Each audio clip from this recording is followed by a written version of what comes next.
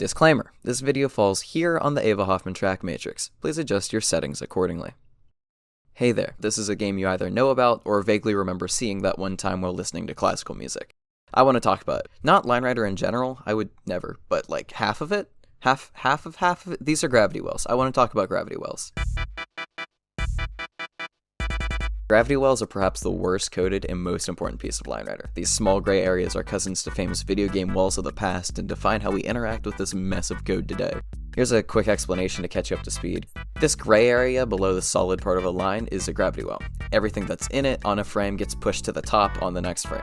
You can use this force to affect Bosch, the first track to use gravity wells like this, Gravity Wells by Anomaly 76, showcase some interesting quirks in the physics system that can be used to create unique and interesting movement. A few years later, and we've conquered Line Rider. In terms of how the surface of the line works, that's it.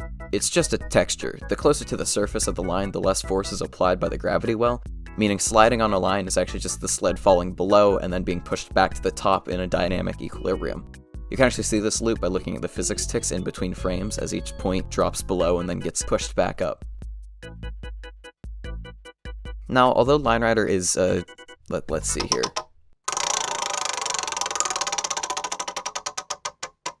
Art medium, I think it's more interesting to discuss its features in the context of game design. Gravity wells have an interesting property where they sometimes just don't work. When Bosch hits a line at speed, the parts of him that are inside the well are pushed back to the line. If Bosch is going fast enough, he skips the line entirely in one frame, and the line simply doesn't affect him. This is actually a fairly common way solid walls and objects are coded in video games and then subsequently bypassed. From Smash Bros. Melee to Doom to Mario 64 and basically every other game you can think of, getting past the impassable is just a matter of going fast enough to be beyond the realm of the wall within a single frame. Some other games do it a bit or even very differently, but I don't care. This is usually a fine solution in games where you're only expected to be on one side of the wall throughout the entire playthrough. But because direction is just an illusion in Line Rider, some strange conflicts can emerge that really don't match reality. Lines didn't have to be this weird. There are plenty of other options for making solid objects. Checking for hitboxes in the space between frames can easily detect collision. Or you could just use the textures themselves to determine how Bosch interacts with the lines instead of contact points, which is something I would rather not get into right now. But that's just not how lines were made. They're jank and weird because Fisk was making a toy, not a game. He went with the first solution that came to him and what he thought was the easiest to implement. And gravity wells are possibly the worst solution. Hitboxes can get drawn without textures, line order exists, the simulation grid gives a limit to where lines actually are. Did I mention line order?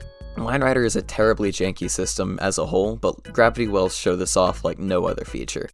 But jank is good. If Mario 64 or Smash Melee were perfectly coded masterpieces with no flaws whatsoever, then vast communities surrounding these games would have no questions to ask and no discoveries to make. I chose those two games in particular because they actually did get fixed. Mario 64 got re-released in Japan and Melee got a little bit more development time before its European release. Both updated versions removed bugs, fixed glitches, and were just generally more polished. But which one do you think grew to have communities that persist today with huge followings?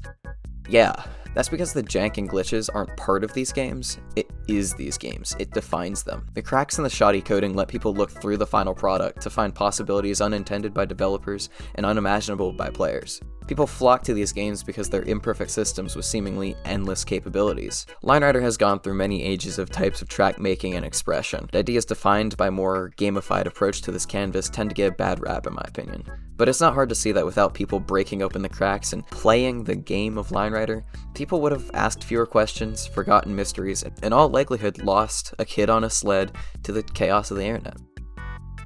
I'll end my rambling now, although statistically most of you have already left the video. In the nearly 20 years of Line Rider's existence, especially the last 5 or so, we've changed almost everything in the game at one point or another to pursue freedom of expression.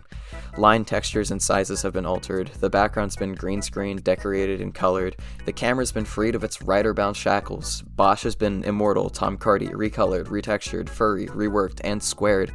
Even the sled has been redone, improved, and hoarse. Gravity itself has been defeated, and post-production has been added and removed and changed. The entire game has been remade 4 different times at least.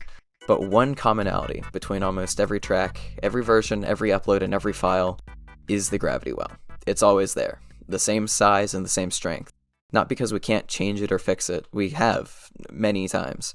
But every time, we return to vanilla, because deep down, hidden and invisible, the gravity well and the mess that comes with it is Line Rider.